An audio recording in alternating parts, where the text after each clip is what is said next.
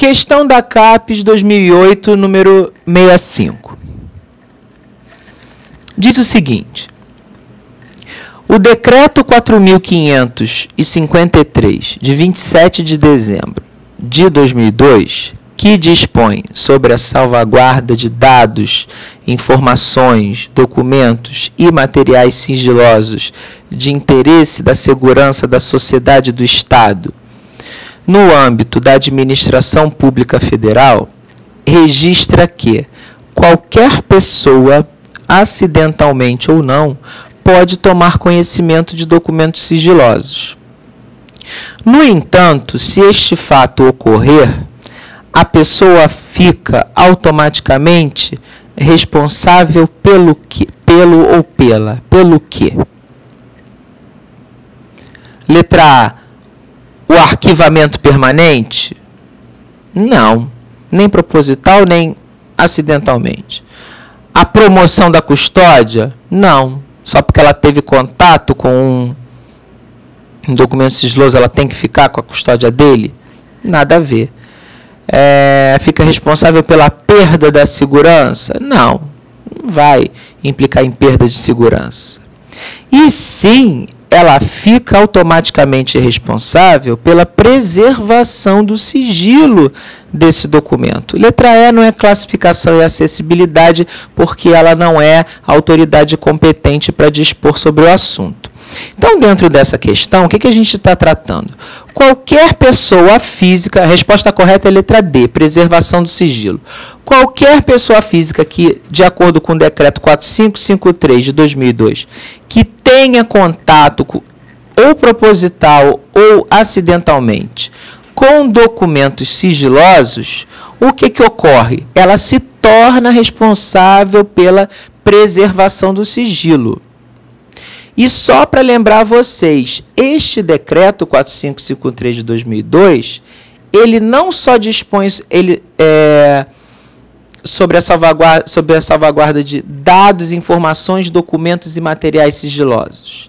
Existem as áreas e instalações sigilosas também, que devido ao conteúdo documental sigiloso também ensejam grau de sigilo, justamente para restringir o acesso.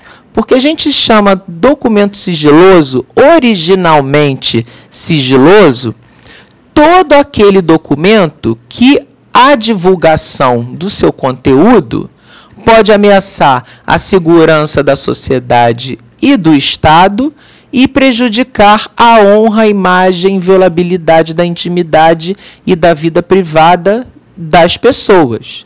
Esses são originalmente sigilosos. Lembrando também que nós temos dentro dessa questão da sigilosidade 4 classificações. A de ultrasecreto, secreto, confidencial e reservado.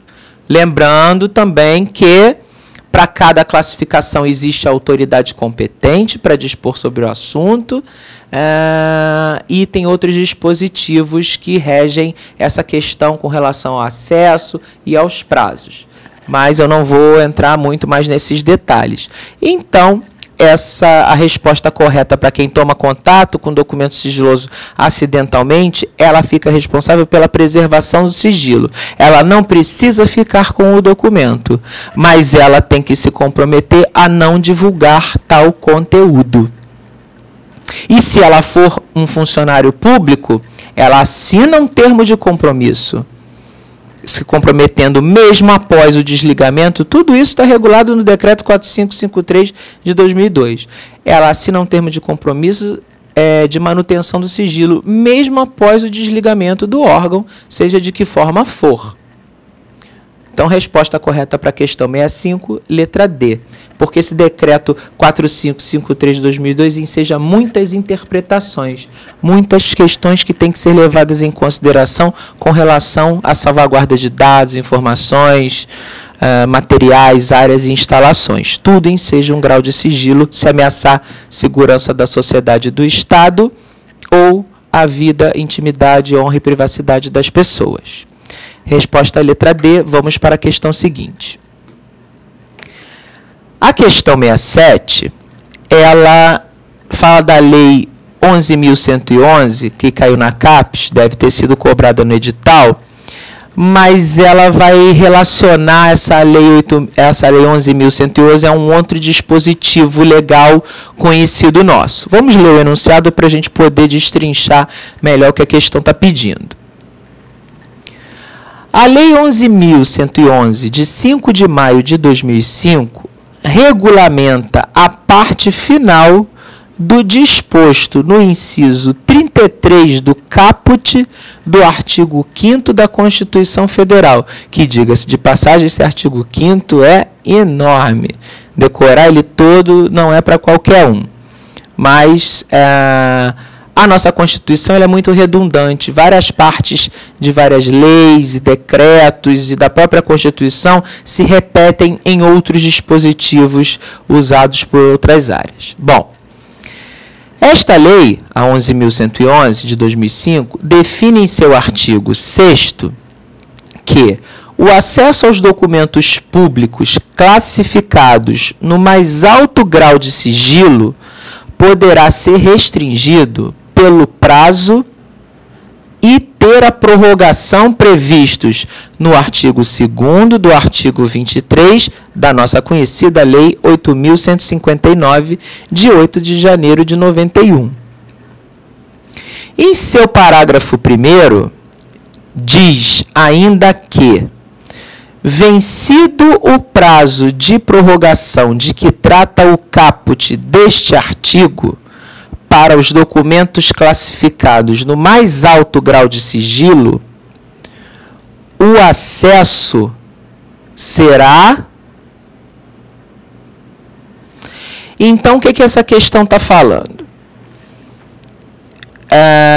De acordo com a Lei 11.111 de 2005, que regulamenta o que está no artigo 5º da Constituição e relata também o que está disposto no parágrafo 2º do artigo 23 da Lei 8.159, o documento sigiloso, quando tiver o seu prazo vencido, ou seja, acabou o prazo daquela classificação para aquele documento, porque cada grau de classificação tem um prazo máximo.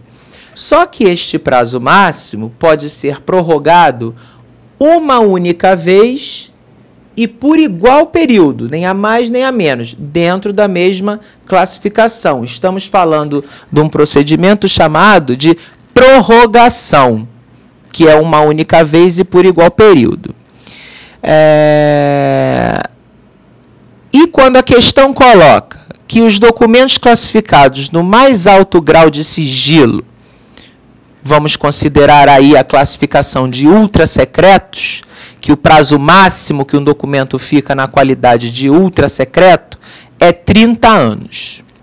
Então, se houver intenção de prorrogação, as autoridades que atribuem essa classificação de ultra-secreto podem solicitar, podem expedir a prorrogação do prazo de manutenção desse grau de sigilo na mesma condição. Então, ele ficaria mantido por uma única vez por um período igual. No caso aqui, mais 30 anos, porque todos esses prazos para os graus de sigilosidade contam a partir da data de produção do documento. Então, o documento no mais alto grau de sigilo ultra-secreto ficaria a 30 anos e, se prorrogasse, ficaria no máximo 60 anos com esse grau de sigilo. A questão está pedindo o que aconteceria com relação ao acesso ao fim desse prazo, né? Vencido o prazo de classificação desse documento. Então, duas situações podendo configurar até 3. 1. O documento é ultra-secreto. Vai cumprir os 30 anos. A autoridade que classifica não vê necessidade de prorrogar. Então, acontece o que a gente chama de desclassificação. E desclassificação, dentro da questão da sigilosidade, é a perda do grau de sigilo tornando o documento ostensivo, ou seja, o documento de acesso irrestrito. Não tem problema mais ter acesso ao teor desse documento. Então, o acesso é irrestrito, é público. A resposta correta para essa questão é letra A. Então, quando um documento vence o prazo de classificação e não é prorrogado, ele é desclassificado e se torna ostensivo, possibilitando o acesso público. Segunda situação, houve prorrogação, por mais no caso aí, no alto grau de sigilo ultrasecreto, 30 anos. Houve a prorrogação. Ao final, porque é uma única vez e por igual período, então ao final da prescrição do prazo de prorrogação, ocorre também a prescrição desse documento, a desclassificação dele. Então, ele vai ser considerado também ostensivo, tornando o acesso público. E terceira situação, pode ser também de decisão da autoridade competente que atribui esse alto grau de sigilo, no caso ultrasecreto, desclassificá-lo, ou seja, desprovê-lo de grau de sigilosidade através de expediente escrito, desclassificar esse documento a qualquer tempo. Então, a qualquer tempo, por decisão da autoridade competente, o documento pode ser classificado, tornando-se ostensivo e tendo seu acesso público, a consulta pública. Então, a desclassificação é a perda do grau de sigilo e ela ocorre nessas três situações que eu acabei de falar e remete a um acesso público ao teor desses documentos. Letra A para a resposta da questão 67. Questão 36. Segundo a legislação sobre o acesso aos documentos públicos, com ressalva a sigilo, os prazos de duração da classificação vigoram a partir da data de produção da informação, por 30 anos no máximo. De acordo com o grau de sigilo, 30 anos no máximo, perdão, de acordo com o grau de sigilo. Porque aí quando eu falo e podem ser, então o que a questão está pedindo? No máximo 30 anos, eu estou falando no mais alto grau de sigilo, que é o ultrasecreto. Mas só para esclarecer para vocês em nível de curiosidade, abaixo do ultrasecreto vem o secreto, que fica no máximo 20. O confidencial, que fica no máximo 10, e o reservado, que fica no máximo 5.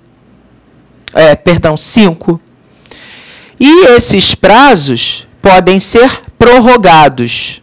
Então, qual é a resposta? Eles podem ser prorrogados, mas uma única vez e por igual período. Então, recapitulando, que para cada grau de sigilo, cada classificação, existe uma autoridade competente para atribuir essas classificações. Isso tudo é regulamentado pelo Decreto 4553 de 2002. A prorrogação se dá a partir do expediente da autoridade competente que dá a classificação e ela ocorre uma única vez e por igual período. Após isso, o documento é desclassificado. Então, numa gradação de graus de sigilosidade, os ultrasecretos podem ficar no mínimo 30, no máximo 60 anos nessa qualidade. Os secretos de 20 a 40, os confidenciais de 10 a 20 e os reservados de 5 a 10. Um outro detalhe. A lei também estabelece que os documentos que, independente do grau de sigilo, ou seja, o teor que eles tenham, se a divulgação deste teor vier a qualquer tempo ameaçar a segurança da sociedade e do Estado, causando algum tipo de dano, ou a inviolabilidade da intimidade, vida privada, honra e imagem das pessoas, eles podem ficar indefinidamente sob o grau de sigilo, sendo fechados ao acesso. Resposta para essa questão, letra E.